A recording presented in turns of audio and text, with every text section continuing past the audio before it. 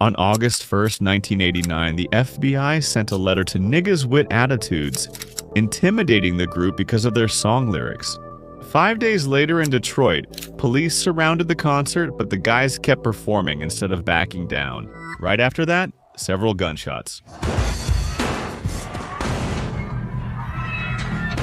From then on, what seemed like just a rap song ended up becoming one of the biggest protest anthems in hip-hop.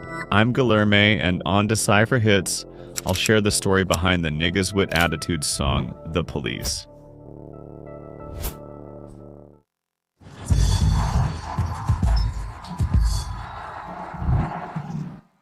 Released on January 25, 1989, the track The Police was the first mainstream song that brought such explicit insults and visceral threats against the police. Coming from a rap group whose name translates as Negros with Attitude, their action might have seemed expected, but in reality, it was an extremely bold and dangerous move for that time.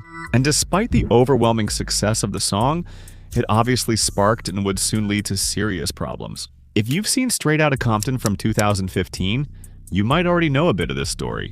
But even though the movie shows that the guys were approached and mistreated by the police in front of their own record label before creating the song, that's not exactly how the story happened. In reality, F Police was almost thrown away. But for you to understand that, we need to go back a little in time. At the end of the 80s, the United States was facing a serious epidemic of COVID. The American government declared all-out war against drugs and trafficking. To show the chaos, in 1988 alone, more than 750,000 people were arrested for drug possession, which means more than 2,000 people arrested per day. That might even seem like a satisfying cleanup, especially when we think about the damage that drugs cause in society. But the problem was the way this fight was carried out in the poorest communities. The police didn't care if you were really a criminal or a drug dealer. It was enough for you to be black or Latino for them to treat you with extreme brutality, humiliation, and violence. And guess what? The neighborhoods where the members of Niggas with Attitudes grew up, Compton, Watts, South Central, were mostly black and Latino communities. It was in this context that some events started happening that would soon lead to the song F the Police. As one of the group members, disc jockey Yella, said in an interview for the Vlad television podcast. On the day of our first photo shoot, I remember I got pulled out of the car, face down, arrested. You know, the police would do that all the time, you know, just pull you over, I remember. And they just, you know, harass you, search you, throw you on the ground, and then let you go. You know, just to be... Because they can't... Yeah, because they got the power. There's no repercussions for it. Yep. Although everyone considers N.W.A. as the godfathers of gangster rap, it's important for us to understand the following. N.W.A. is conscious rap with a more aggressive language, but still conscious rap.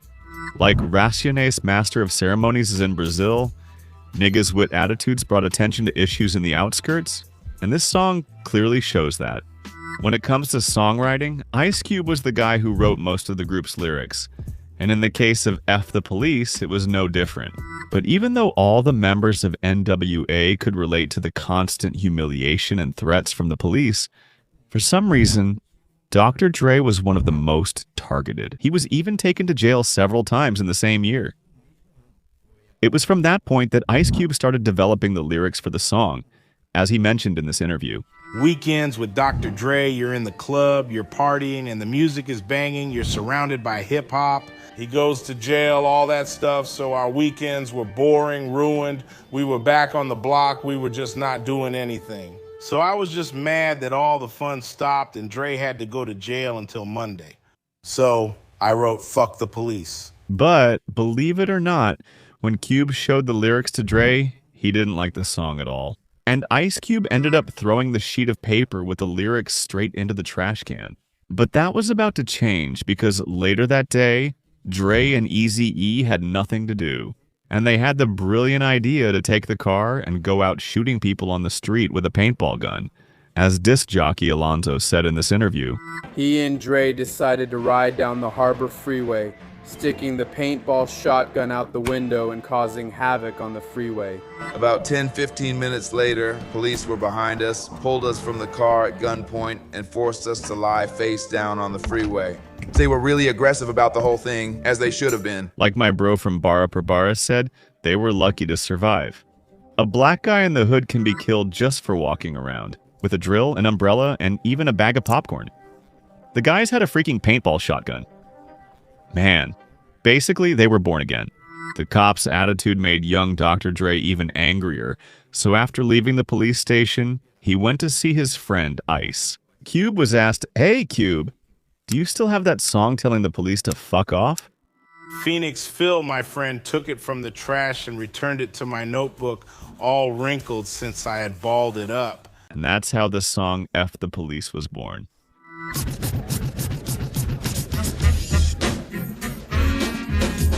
Sampled from It's My Thing by Marvel Whitney.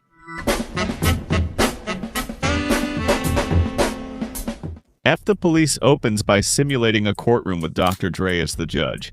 The group Niggas with Attitudes is opposing the police department, with Master of Ceremonies Rain, Ice Cube, and Eazy-E as prosecuting attorneys. At the trial, Ice Cube speaks first. F the police. I'm from the underground, a young black man in trouble for being brown. So the police think they have the authority to kill minorities? Even though the trigger for releasing this song was pretty dumb, the killing of innocent people because of their skin color has unfortunately always been a reality, not only in the United States, but also here in Brazil. Before anyone claims it's isolated, you can look it up. There are many similar news stories. I think much of it stems from the power guns provide.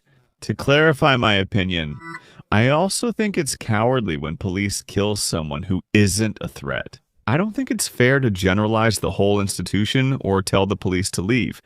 Without them, things would get much worse. In my view, good and bad people exist everywhere, including the police. My intention here is just to analyze the song from the perspective of what the guys wanted to express at the time. Okay, but the lyrics weren't written only by Ice Cube? No. Master of Ceremonies Rain was also a lyricist for the group. And it was actually him who wrote the second verse, which starts with a sketch where he and Dr. Dre are stopped by the police.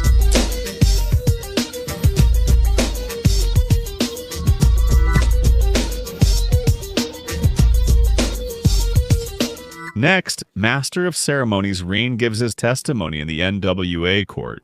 F the Police's Rain, speaking with authority about why black people are the majority on the streets. And then, he invites the police for a one-on-one. A fair fight, no cowardice, man-to-man. But drop the gun so you can see what's up. We settle this with our fists, punk, and I'm going to beat you up. Now, the third and last verse, although it was also written by Master of Ceremonies Rain, is Eazy's testimony. And it also starts with a sketch.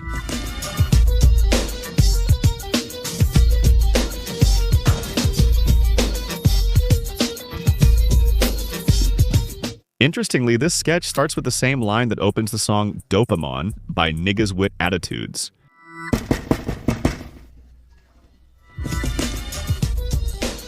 Back in Dopamine, Eazy-E played the role of a drug dealer who survived off the user's addiction. But even though Eazy-E committed to leaving that life behind to work honestly in rap, he never hid his past as a gangsta. In fact, he makes a point of bringing this up explicitly in the third verse. I'm a gangsta, but I still have style. Without the gun and the badge, what do you have? And at the end of the song, Judge Dr. Dre gives the verdict. The jury found him guilty of being a redneck, racist white boy and coward, son of a B. Soon after, the song F the Police attracted police attention.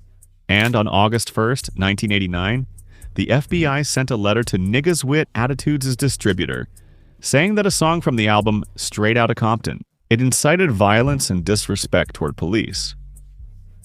The author, Mute Alaric, didn't name the song in the letter. Later, he confirmed that he was referring to F the Police. Also, let's be honest, right? It was pretty obvious which song he was talking about back then. Even the LA Times reported on the letter, saying that activists and members of the National Congress were condemning the FBI's actions. Congressman Don Edwards of the Democratic Party said the FBI should avoid censoring art and intimidating Niggas with Attitudes artists. The article also said that the congressman promised he would look further into this letter. Meanwhile, FBI spokesperson Greg Jones defended himself, saying that the letter was not intended to pressure Niggas Wit Attitudes, the distributor, or anyone else to stop distributing the album. Niggas Wit Attitudes themselves remained silent on the matter. But months earlier in an interview, Ice Cube had already been asked about inciting violence against police officers in F the Police, and he answered the following. There's a lot of resentment toward the police, because if you're black, they mess with you a lot. They see you in a car or with a pager and assume you're a drug dealer. Music is a way to let out aggression. We're not really encouraging anyone to go out there attacking police officers. Anyway, that letter was enough to cause chaos in the rap world at that time. In his autobiography, Ruthless Jerry Heller, who was the group's manager at the time, wrote that he even removed several confidential documents from the Ruthless Records office, Niggas Wit Attitudes record label, in case of an FBI raid, regardless of the FBI's intentions. Instead of suppressing the song, the letter ended up giving the track much more notoriety. Little by little, F the Police started to take over the whole world, like a true protest anthem, not only against police brutality, but also against censorship. At the time, the Australian radio station N.W.A was banned from playing F the Police by the management of Australian Broadcasting Corporation, the state network that controlled the station. In response, N.W.A staff went on strike, and they put on Express Yourself by Niggas Wit Attitudes, which is a song about freedom of expression, to play on repeat, from 9 in the morning until 4:30 in the afternoon, totaling 82 plays in the same day.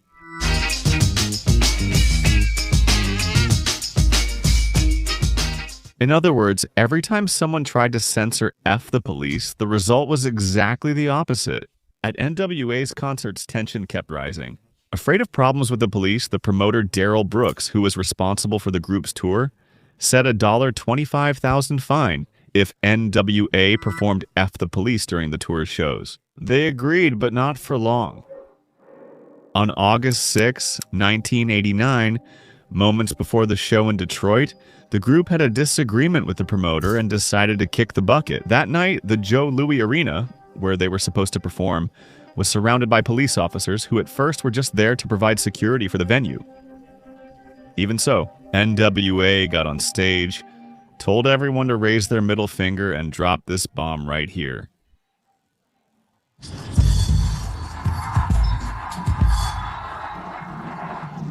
But N.W.A's party didn't last long, because less than 30 seconds after they started singing,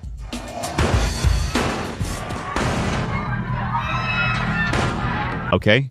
From that point on, the movie exaggerated the situation. What actually happened was that the shots were fireworks. The members of N.W.A thought it was gunfire and ran away. And what happened next? I'll let Ice Cube explain. They threw fireworks and stuff on stage. They made us, we took off running. They corralled us, arrested us all, and all they wanted was damn autographs for their daughters and their sons. And you guys messed up the whole show for that.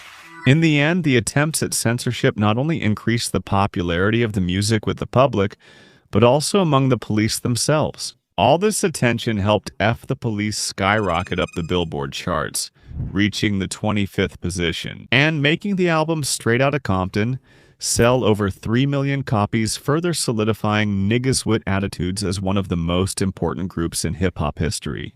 This song just shows the destructive potential of Ice Cube's lyrics. Now, imagine if he used that same potential to destroy his own group, okay? And what if I told you that this actually happened?